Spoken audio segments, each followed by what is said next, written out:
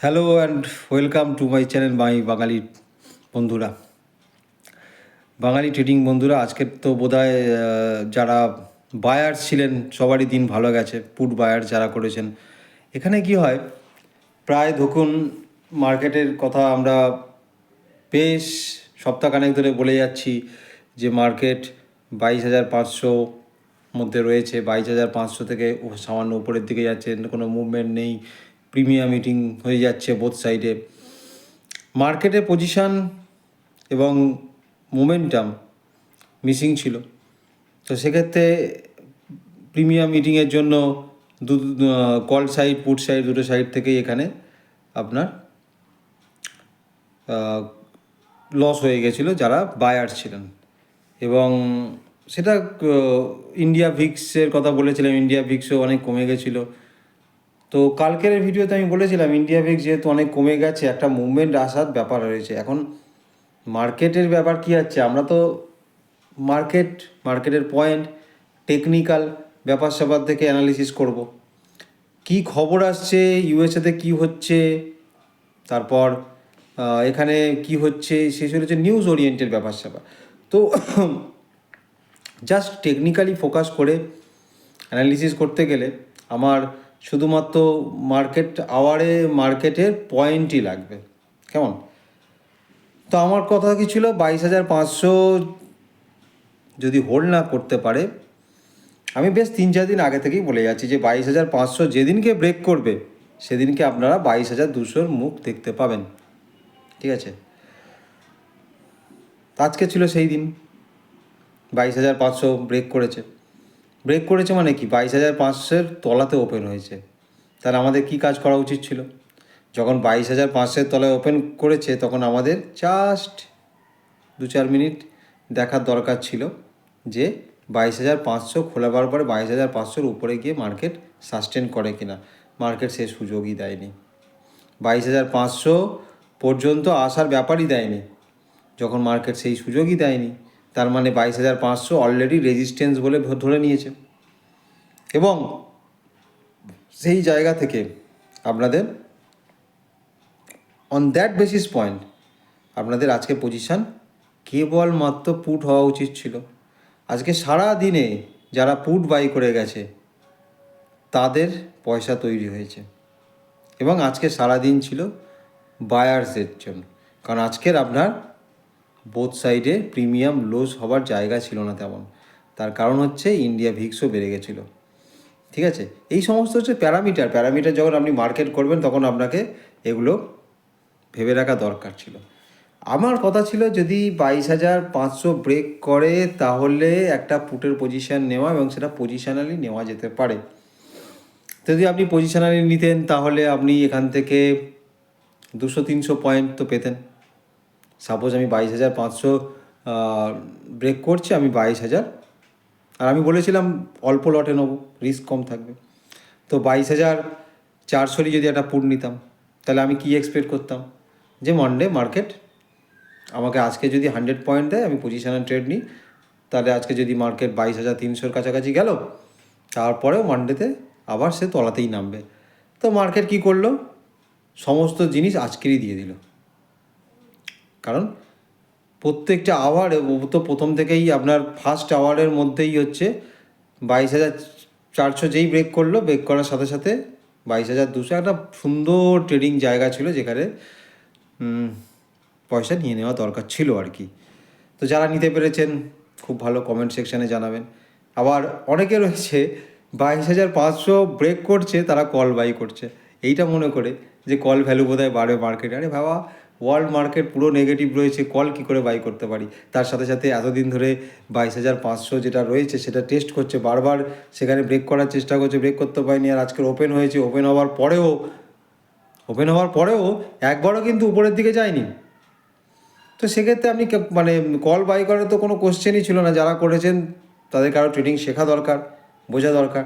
আবার অনেকে আছে যে হেজ করতে গিয়ে দুটো মানে বাই ভ্যালুও করেছেন, কল ভ্যালুও করেছেন। এটাও করাও দরকার ছিল না। তার কারণ হচ্ছে হেজ তো আমি তখনই করব যদি আমি ওভারনাইট পজিশন রাখতে পারতাম আজকের মার্কেটের জন্য।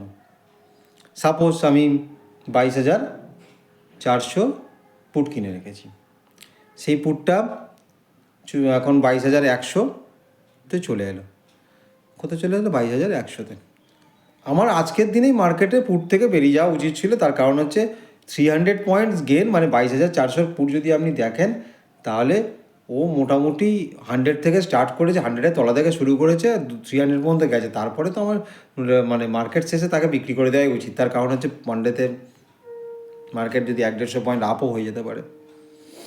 বলা যায় না আজকে রাতে কি হয়, তাই না? টেকনিক্যালি তো মনে হচ্ছে যে 22,000-ও ব্রেক করবে সামনের সপ্তাহে, কিন্তু মার্কেটে সব কিছুতে একটা ইফ অ্যান্ড বাট থাকে। আপনি কাজ ইন্টারডেতে করবেন, স্মল পুঁজিতে করবেন, তা আপনার বেরিয়ে আসা উচিত। 100টা যখন আমার 300, মানে কি, আপনি যদি আজকে 150 লটের উপর কাজ করতেন, 150 মানে 2 লট মানে 150 কোয়ান্টিটি, 22,400টা খুব ভালো মুভ করেছে, নিতে পারতেন, তাহলে আপনার 200 পয়েন্ট তো গেন হতো, মানে 30,000, 15,000-এর উপর 30,000 গেন ছিল আজকে মার্কেটে। এখন প্রশ্ন হলো কজন নিতে পেরেছেন? কারণ এটা আমিও চিন্তা ভাবনা করেছিলাম এটা পজিশনালি রাখা যেতে পারে। কেমন? কারণ মুভমেন্ট যখন দিচ্ছে, মার্কেট ব্রেকআউট ব্রেক ডাউন যখন দিচ্ছে, তো আবার তলার লেভেলও দিচ্ছে।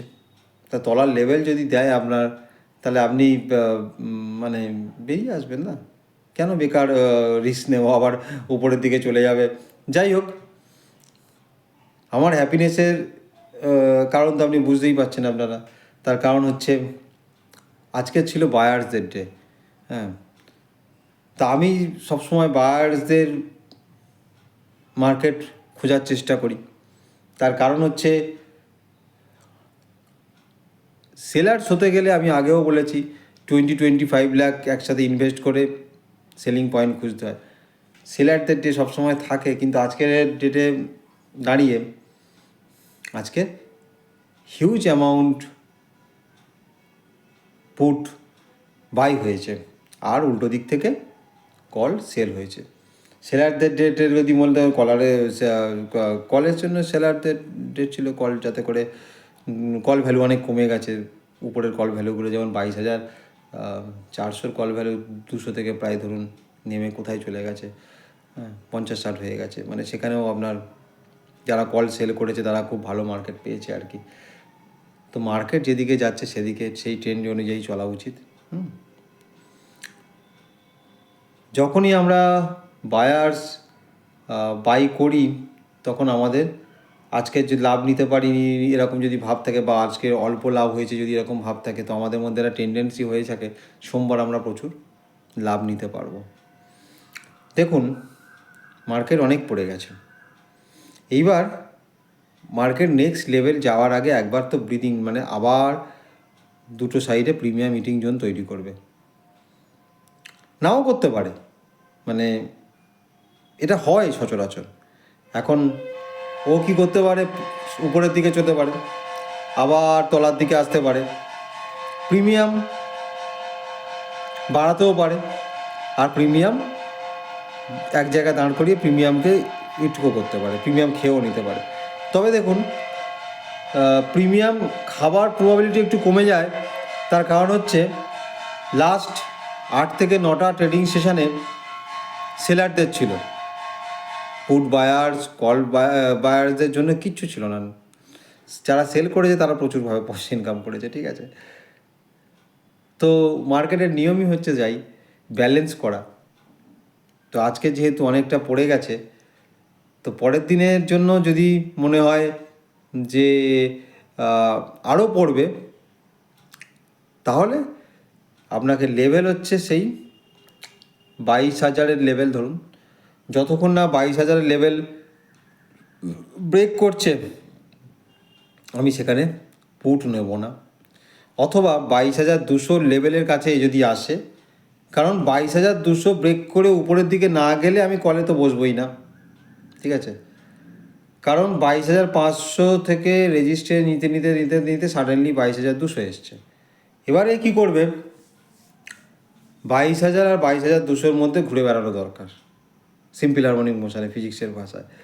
তো 22,200-তে গেল, আপনি কল মানে পুট বাই করুন, 22,000 এলো, কল বাই করুন। এতেও রিস্ক আছে, কিন্তু অ্যামাউন্টও খুব একটা বেশি বাড়বে না, কারণ আমার যা ধারণা যে এত পয়েন্টের পরে ইন্ডিয়া ভিক্স আবার বেড়ে গেছে, ওটাকে কমানোর চেষ্টা করবে এক জায়গায় মার্কেটকে দাঁড় করিয়ে। তো এগুলো লক্ষ্য রাখতে হবে যে মার্কেট এক জায়গায় দাঁড়িয়ে রয়েছে না ফ্লাকচুয়েট করছে। যদি ইন্ডিয়া ভিক্স বাড়তে থাকে তখনই আপনি পজিশান নিন, এবং আজকের মতো লাভের কথা একদমই ভাববেন না, ঠিক আছে? হয়তো 40-50 পয়েন্টের গেনের জন্য যদি আপনি নিতে পারেন তো নিতে পারেন, তা না হলে আজকের পরে মানডেতে ট্রেড নেবার মানে হচ্ছে বায়ার্সদের জন্য মানি মার্কেটকে দিয়ে আসা। আজকের তো ভালো গেন করেছেন, এবার সেই গেনটা ধরে রাখতে হবে তো নাকি? তাহলে বায়ার্সরা একটু দেখে শুনে ট্রেড করবেন, দরকার হলে ট্রেড করলেন না তাও ভালো, কিন্তু দেখে শুনে করবেন, কেমন? যাই হোক, আজকের যারা যারা পয়সা করতে পেরেছেন পুট বাই করে, এবং সেই সমস্ত বাঙালি যারা পুট বায়ার্স রয়েছেন তাদের জন্য আমার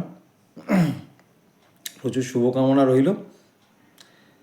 এবার সাথে সাথে আরেকটা কথা বলি, যে যারা ইনভেস্টার রয়েছেন তারা কি করছেন।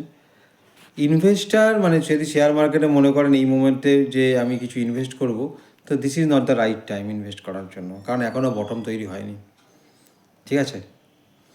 এবং আরেকটা মার্কেট যেটা ইন্টারন্যাশনাল ক্রিপ্টো মার্কেটের কথা বলি, বিটকয়েন যদি মনে করেন এখনই কিনবো, এখন আর বিটকয়েন কেনার জায়গা নেই, কারণ বিটকয়েনের হালভিং হয়ে যাওয়ার পরে বিটকয়েন অনেকটা উপরের দিকে উঠেছে, উঠবার পরে কিন্তু ও আবার তলার দিকে নামা শুরু করেছে, এবং তার সাথে সাথে প্রচুর কয়েন, যেগুলো মেমে কয়েন বলেন, আলাদা যে কয়েনগুলো বলে, সবই নামা শুরু করেছে। বেকার আমি একটা ইউ টার্ন তৈরি করবে, যে ইউ টার্ন হচ্ছে এরকমভাবে নেমে গিয়ে এরকম একটা জায়গা তৈরি করবে, আমি যে বটমের কাছাকাছি নেবো না। যদি আমি ক্রিপ্টোতে ইনভেস্টই করতে চাই তাহলে বটমের কাছাকাছি নেবো। এখন আপনারা ভুল করেও ক্রিপ্টোতে ইনভেস্ট করবেন না, সামনে 6 মাস তো করবেন না, 6 মান্থ দেখুন, 6 মান্থসের মধ্যে যদি বটম আউট হয় তখন আমি আমার চ্যানেলে বলে দেবো, তারপর ইনভেস্ট করা শুরু করবেন। যাই হোক, সবাই ভালো থাকবেন এবং উইকেন্ডটা এনজয় করুন। ভালো প্রফিট হয়েছে, মন্ডেজের জন্য অ্যানালিসিসটা দিয়ে দিলাম, মাথায় রাখবেন, সেই অনুযায়ী ট্রেড করবেন। নমস্কার।